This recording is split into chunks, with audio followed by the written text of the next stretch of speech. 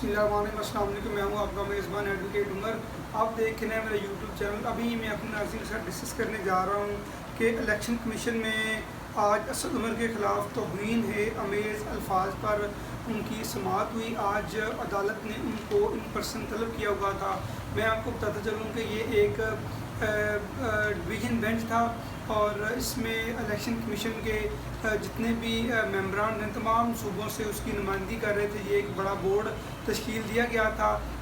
ये board basically समाअत कर रहा था कि असद उमर और पीटीआई कारकुनान की जानिब से, पीटीआई क़यादत की जानिब से जो इलेक्शन कमीशन के बारे में, इलेक्शन के बारे में जो तौहीन में अल्फाज कहे गए, उस पर उनके ख़िलाफ़ एक कार्रवाई का आगाज़ किया गया था। आज असद उमर को इन पर्सन तलब किया गया था और फिर असद उमर आया के पेश हुए कि नहीं हुए, उनकी जानिब से कौन से वकील पेश हुए और फिर इलेक्शन कमीशन के मेंबरान ने उन पर सख्त बरहज़मी का इजहार किया और उनको ये कहा गया कि हम क्यों ना असद उमर पेश नहीं हुए और हम क्यों ना इनके ख़िलाफ़ जो वारंट जारी करें। ये सारी जो भी तफसीलात हैं आज अदालत में जो भी मामला पेश है वो मैं आपके सामने रखूँगा। आज अनवर मसूद साहब का वकालतनामा जो है असद उमर की जानिब से पेश किया गया। वो ख़ुद अनवर मसूद एडवोकेट साहब अदालत में पेश नहीं हुए, उनके एक मुआवन वकील पेश हुए और उनका कहना था कि आज हमने असद उमर की जानिब से वकालतनामा जमा कर सबमिट कर दिया कोर्ट में। आइंदा हेयरिंग पे हम ऑनरेबल कोर्ट को जो इलेक्शन कमीशन के केस की समाअत कर रही है, ये बेंच समाअत कर रहा है, हम उनको केस की वजाहत करेंगे और अपने दलाइल देंगे। बेसिकली ये मामला था असद उमर की जानिब से जो इलेक्शन कमीशन मेंबरान के बारे में जो तौहीन अल्फाज कहे गए उसके बारे में आज समाअत थी।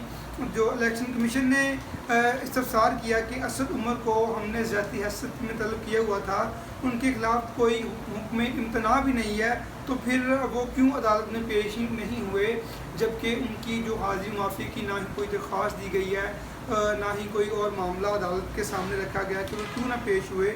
तो इस पर जो मुआवन वकील थे उनकी जानिब से अदालत को बताया गया कि उनके कुछ सियासी मामला थे, उनकी कोई मीटिंग थी, इस वजह से वो इस फोरम के सामने पेश नहीं हो सके। तो फिर इलेक्शन कमीशन के मेंबरान जो कि सिंध को रिप्रेजेंट कर रहे थे, इलेक्शन कमीशन के मेंबर, उनकी जानिब से ये कहा गया कि क्यों हम फिर असद उमर के वारंट जारी करें, अगर वो नहीं आए तो हमें उनके खिलाफ वारंट जारी करने चाहिए। तो फिर ये भी अदालत में बात हुई तो इलेक्शन कमीशन के मेंबर ने ये भी कहा कि हमने असद उमर के ख़िलाफ़ जो फ़ैसला है सिर्फ अपनी फ़ैसले की जानिब से हमने हुक्म इम्तना दिया था कि ऑनरेबल हाई कोर्ट में उनका केस चल रहा है, वो 24 अक्टूबर को उसकी हियरिंग है और फिर वो मामला देखेंगे कि फिर किस तरह डिसाइड होना है। तो असद उमर को तो तलब करना चाहिए था, उनको पेश करना चाहिए था। तो इलेक्शन कमीशन ने मज़ीद ये रिमार्क्स दिए, अगर असद उमर इलेक्शन कमीशन को कुछ समझते होते तो वो ज़रूर हाज़िर होते। तो ये जानबूझकर इलेक्शन कमीशन मेंबरान की तौहीन कर रहे हैं, वो जानबूझकर मेंबरान के सामने पेश नहीं हो रहे, जबकि मज़ीद मेंबरान की जानिब से ये कहा गया कि जब कोई अदालत तलब करे फिर तो आप वहाँ पे जाते हैं। यहाँ पे क्या जो सियासी कुर्सियों वाले हैं क्या वो अपनी तौहीन समझते हैं कि इलेक्शन कमीशन में पेश ना हों? जब आपको कोई बड़ी अदालत बुलाती है आप वहाँ तो आप जाते हैं, वहाँ तो आप शौक़ से जाते हैं, इज्जत से जाते हैं। तो क्या इलेक्शन कमीशन कोई छोटा अदारा है जहाँ पे आप पेश नहीं हो रहे? तो मुआवन वकील ने अदालत को जो वहाँ पे रिप्रेजेंट कर रहे थे इलेक्शन कमीशन की जो बोर्ड को, उनको उसने वजाहत दी कि आप काबिल एहतराम हैं, आपकी जो रिस्पेक्ट है उसमें तो कोई दो राय नहीं है, लेकिन चूँकि वो एक सियासी कारकुन है तो वो उस वजह से सियासी मसरूफियत की वजह से वो हाजिर नहीं हो सके आइंदा। और उन्होंने ये कहा कि क्योंकि 24 अक्टूबर को ऑनरेबल और हाई कोर्ट में जो इसी नौयत के 2 केस पेंडिंग हैं, जो जब वो केस डिसाइड होंगे फिर उनकी नौयत को देकर इस जो इलेक्शन कमीशन का फ़ैसला है इसकी हम जो उस हिसाब से हम आपके फॉर्म को वजाहत करेंगे, फिर जो भी आपका फॉर्म फ़ैसला करेगा वो हम उसको कबूल करेंगे। तो इस पर मज़ीद इलेक्शन कमीशन जो मेंबरान हैं उनकी जानिब से शदीद बरहमीज़ का इजहार किया गया और उनका ये कहना था कि अगर आपको ये लगता है कि कोई छोटा फोरम है तो हम फिर जो आपके मेंबरान के ख़िलाफ़ कार्रवाई भी करेंगे, हम फिर कोई भी उनको रिलीफ नहीं देंगे।